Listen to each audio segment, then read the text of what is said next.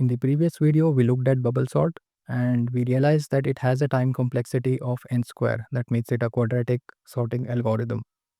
That is not very good in terms of time complexity, right? So in this video, we'll be looking at one possible optimization that could sometimes make the algorithm run in linear time. So sometimes the algorithm could be big of n time complexity, not n square. So what is the optimization? So if we look at the code that we have written, we see that we always do n square or more precisely n into n minus 1 over 2 operations, right? Those many number of comparisons. So one optimization that we could do is that if the input array is already sorted, we could break away early, right? We don't need to do all the comparisons to realize that the input array is sorted. So let's have a flag called is sorted. Let that be true, right? Let's assume that it is sorted.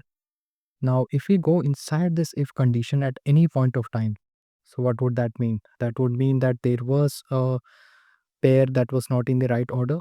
So in that case, I could say that I could flip the flag and I could make that false, right? It is not sorted.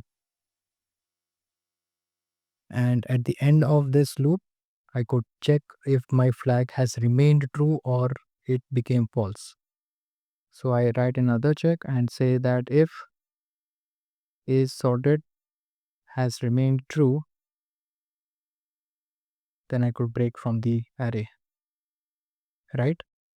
There wasn't a single pair that was out of order, so that means that the array is sorted and the flag remains true. We don't set it as false. And if it remains true, we break away and say that the array is sorted. We don't need to do anything else. So with this small change, just a couple of more lines of code, we now have this algorithm running at linear time when the array is sorted, the input array is sorted, right? And how is it linear time? Well, we only go into this loop once. So that means that we did only n minus 1 comparisons, right? Because we only went once, that means that I is 0. So we only did n minus 1 comparisons. So n minus 1 comparisons, and each comparison takes a constant amount of time, right? So the time complexity remains of the order of n. So it is a big O of n time complexity algorithm in this particular case when the input array is already sorted.